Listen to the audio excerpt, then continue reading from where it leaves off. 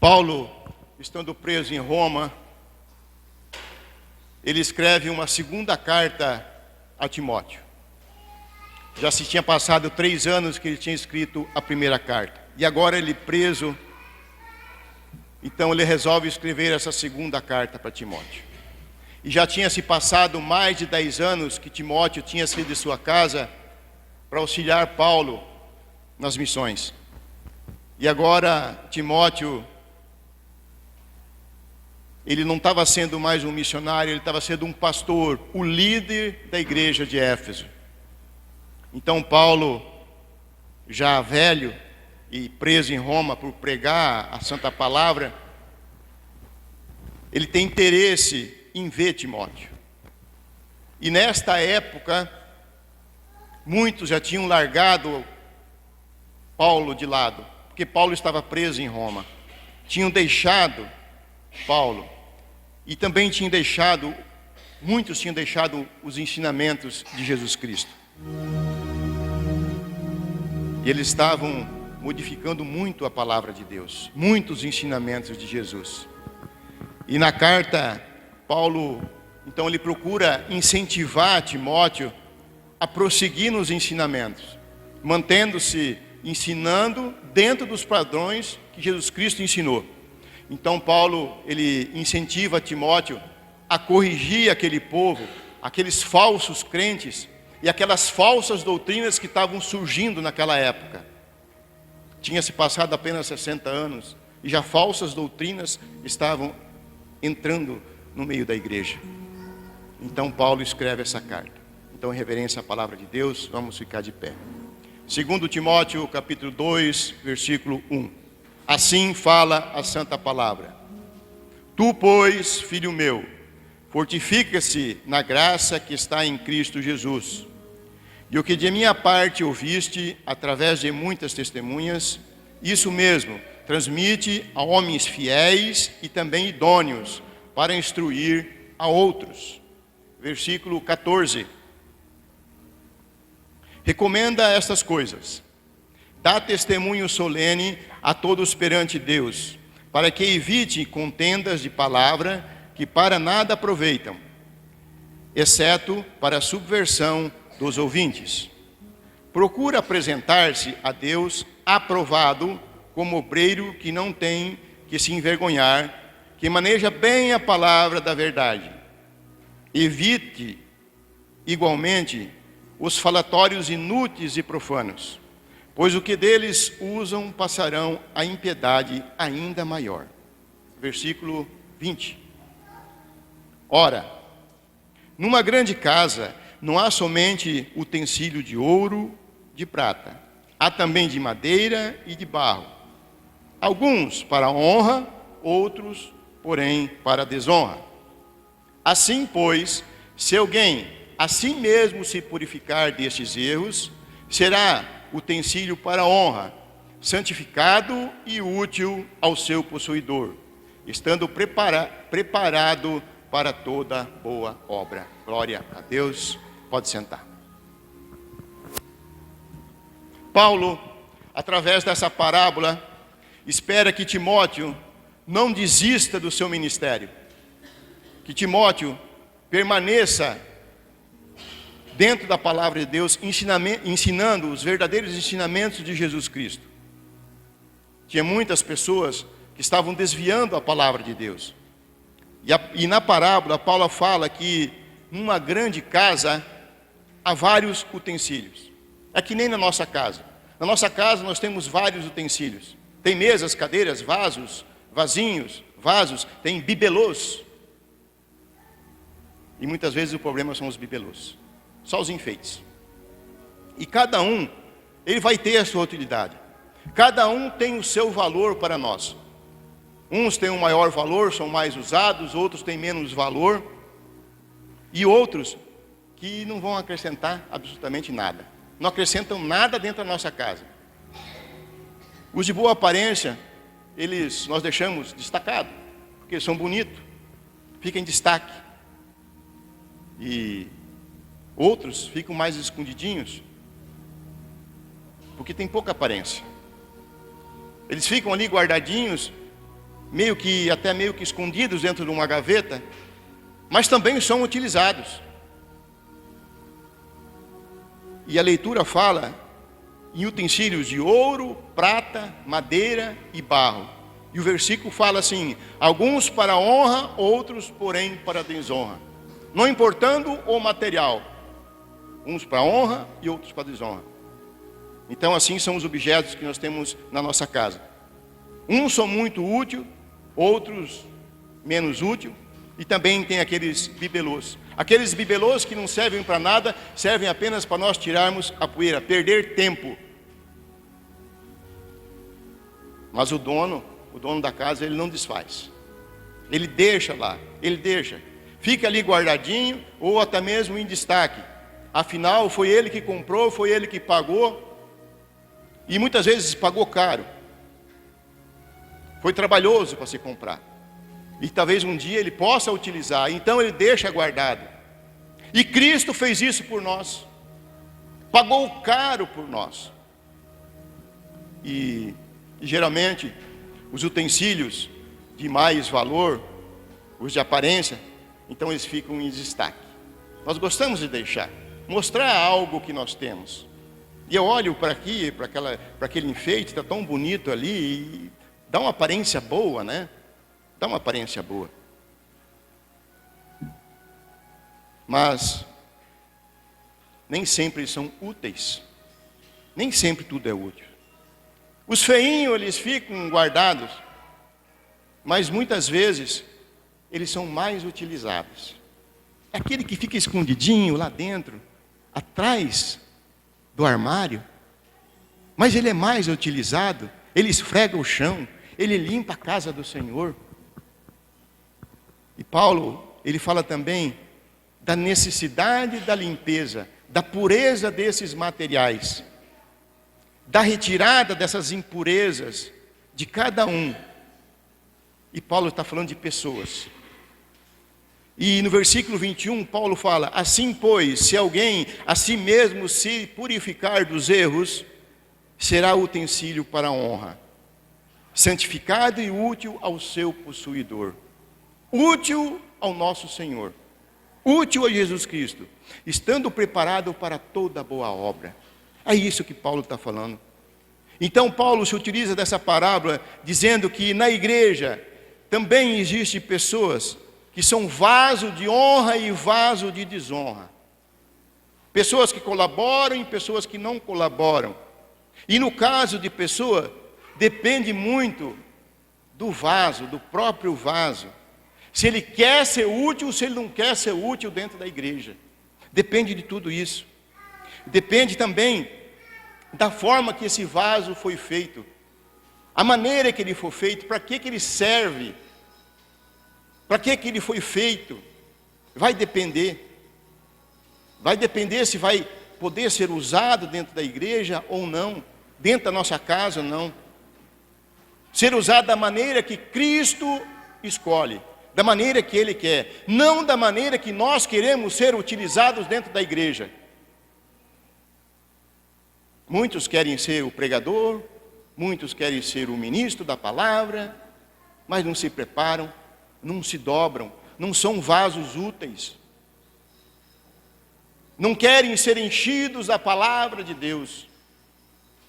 E ser um vaso de honra ou de desonra não vai depender da origem do material. Não vai depender do passado, da onde ele veio. Não vai depender se você veio do berço de ouro ou se veio do barro. Não, não depende disso.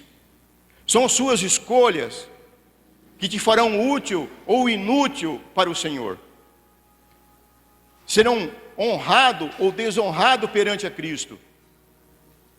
E um exemplo bíblico, e melhor é pegar na Bíblia, o exemplo bíblico que nós podemos ver é Pedro e Judas. Pedro e Judas. Eles vieram de diferente família. Judas era um judeu, era diferente dos demais apóstolos de Jesus, que eram galileus. Judas era um judeu da seita dos Zelotes. Pedro era galileu. Mas independente da origem, eles tinham o mesmo valor de discípulo de Jesus, Pedro e Judas. Apesar de eles terem o mesmo valor, eles tinham função diferente dentro do ministério de Jesus. Cada um com o seu ministério. Cada um foi usado por Cristo de uma maneira diferente. Mas Pedro e Judas, eles não eram apenas utensílios, não eram apenas vasos simples, não eram cadeiras. Eles eram pessoas, eles eram pensantes, pessoas com livre-arbítrio. Cada um fazia como bem entendia, tinham as suas escolhas. E Simão, que era um homem de pouca cultura, um homem simples, um pescador, um homem casado, que vivia lá com a sogra, um homem, de certa forma, impulsivo, falava coisas muitas vezes que não devia, falava o que vinha à cabeça, mas ele foi recebido no grupo por Jesus. Ele foi aceito. E Jesus trocou o seu nome de Pedro, de Simão, para Pedro. Pedra. Agora tu é pedra. Você vai ser a base do apostolado da minha igreja. O nome dele era Pedra. Mas Pedro, que seria o representante da igreja, em um momento difícil de Jesus, um dos momentos mais difíceis de Jesus, ele nega Jesus. Judas, esse Iscariotes, por sua vez, que já era um homem totalmente diferente, instruído, ele vinha de um grupo mais radical. Podemos dizer assim, ele vinha de um grupo que não media consequências para libertar o seu povo dos romanos. Ele era um zelote. Judas vinha de um grupo de terrorista, mas ele foi aceito por Jesus. Um pescador e um terrorista, dentro do mesmo ministério sendo usado, dois vasos, origem diferente, que foram usados. E Judas foi escolhido como tesoureiro do grupo de Jesus. Tesoureiro. E Jesus sabia que Judas era ladrão, que era um vaso de desonra. Mas mesmo assim Jesus usou aquele vaso para os devidos fins. Dois vasos, dois utensílios, dentro de uma mesma casa. Eles tinham o mesmo valor. É que no Evangelho de Jesus tem lugar para todo tipo de vaso. Jesus, ele é acolhedor. Ele nos acolhe. Acolhe eu, acolhe você. Da maneira que nós chegamos na igreja, ele vai acolher. Não importa o berço nosso. E Pedro seria o representante da igreja. Mas naquele momento difícil de Jesus, Pedro nega Jesus. Mas porém Pedro se arrependeu. Pedro se arrependeu. E ele foi confirmado no apostolado de Jesus. Ele foi confirmado. Pedro, que foi um vaso, um homem que tentou acertar. E ele errou muitas vezes como nós erramos. Mas Pedro nunca desistiu. E já Judas também, que foi um vaso utilizado por Jesus. Judas, ele sentiu remorso após os erros que ele cometeu. Judas também reconheceu que ele estava errado. Ele reconheceu o seu erro. Mas Judas desistiu.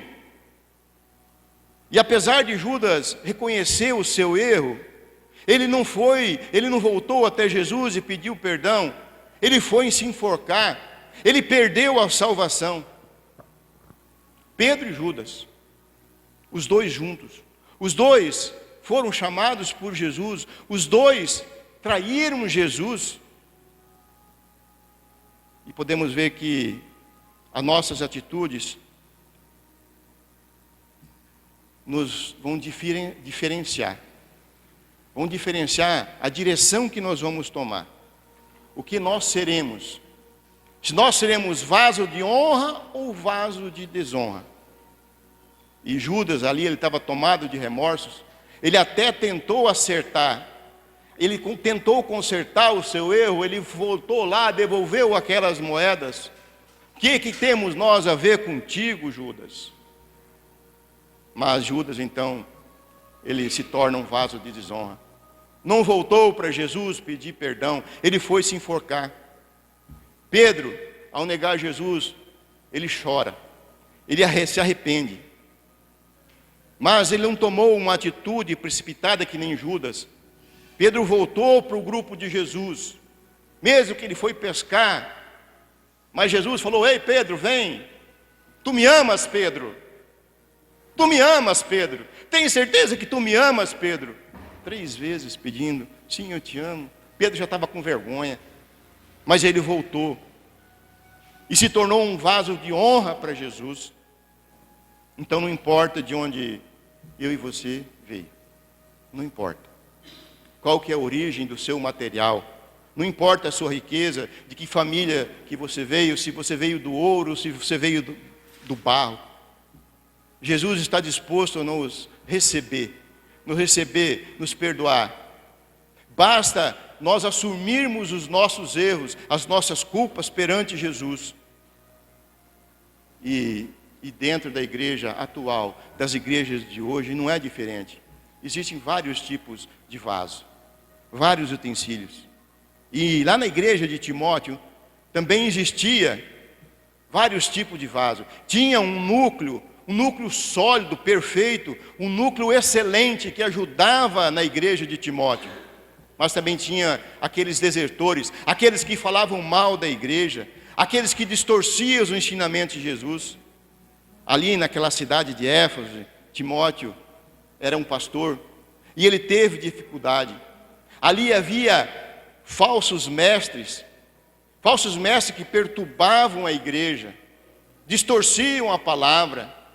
E Timóteo precisava constantemente corrigir esses falsos ensinamentos, dessas doutrinas que estavam entrando dentro da igreja, aplicado por esses falsos mestres.